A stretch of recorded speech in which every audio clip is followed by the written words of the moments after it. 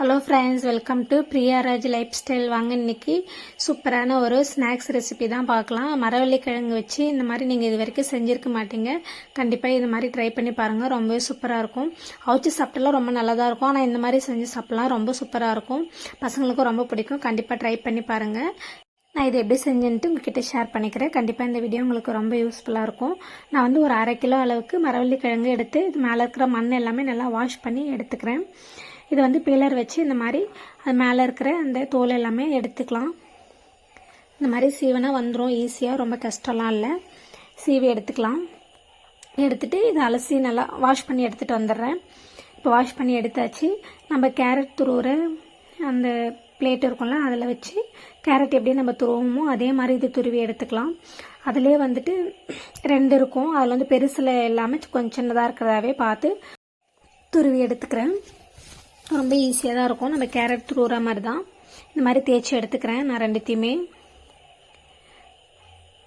பாருங்கள், இந்த மாதிரி தேய்ச்சி எடுத்துக்கிறேன். நம்ம இதற்கு எல்லாத்தையும் தேய்ச்சி எடுத்துட்டேன். இப்போ வந்து இதை வந்து ஒரு அகலமான பாத்திரத்துக்கு மாற்றி வச்சுக்கிறேன். அப்போ தான் நமக்கு வந்து இதெல்லாம் போட்டு பிசையறதுக்கு ஈஸியாக இருக்கும். இதுக்கு வந்து நான் ஒரு பெரிய வெங்காயம் வந்து எடுத்துகிட்டு பொடி பொடியாக கட் பண்ணி எடுத்திருக்கேன். சீரகம் வந்து 1 ஸ்பூனு, பச்சை மிளகாய் காரத்துக்கு ஏற்ப எடுத்திருக்கேன். பூண்டு வந்து ஒரு 10 பல் பூண்டு வந்து நல்லா சின்ன சின்ன துண்டாக கட் பண்ணி எடுத்து வச்சுருக்கேன். இது எல்லாமே இப்போ இது கூட சேர்த்துக்கலாம். சேர்த்துட்டு நல்லா மிக்ஸ் பண்ணி விட்டுக்கிறேன். இது கூடவே இதுக்கு தேவையான அளவுக்கு உப்பையும் சேர்த்துக்கிறேன். நான் 1 ஸ்பூன் உப்பு சேர்த்துருக்கேன். நீங்கள் பார்த்து சேர்த்துக்கோங்க. சேர்த்துட்டு இது நல்லா மிக்ஸ் பண்ணி விட்டுக்கலாம். இது கூட கொத்தமல்லியும் சேர்த்துக்கலாம். இருந்தால் நீங்கள் கண்டிப்பாக சேர்த்துக்கோங்க, நல்லாயிருக்கும்.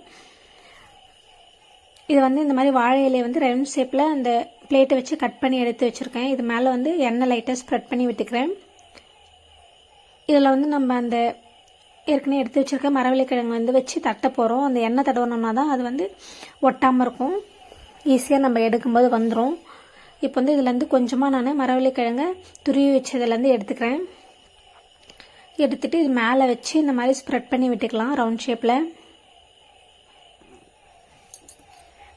இதுக்கு வந்து வாழை இலை வந்து நிறைய தேவைப்படும் இல்லை, நம்ம ஒரு வாழை இலை இருந்தாலே போதும், எல்லா அடையுமே செஞ்சு எடுத்துக்கலாம்.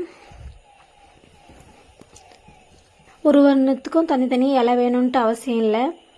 இந்த மாதிரி ரவுண்ட் ஷேப்பில் தட்டிட்டு எடுத்துக்கிறேன். சப்பாத்தி கல் வச்சுட்டு அதில் லைட்டாக எண்ணெய் ஸ்ப்ரெட் பண்ணி விட்டுக்கிறேன். கல் நல்லா சூடாகட்டும். இப்போ நான் ஏற்கனவே தட்டி வச்சுருக்கேன் இந்த மரவள்ளிக்கிழங்கு அடையும் இதிலே சேர்த்துக்கிறேன். சேர்த்துட்டு நல்லா வேகட்டும் ஒரு 2 நிமிஷத்துக்கு. அதுக்கப்புறம் அந்த இலையை நம்ம எடுத்தோம்னா அப்படியே வந்துடும் அது. இப்போ இதே இலையிலேயே நான் அடுத்த இலையும் அடுத்த அடையும் ரெடி பண்ணிக்கிறேன். அதுக்குள்ளே இது வந்து இது மேலே லைட்டாக எண்ணெய் ஸ்ப்ரெட் பண்ணி விட்டுட்டு இது திருப்பி விட்டுட்டுனா இது வெந்துட்டுருக்கும்.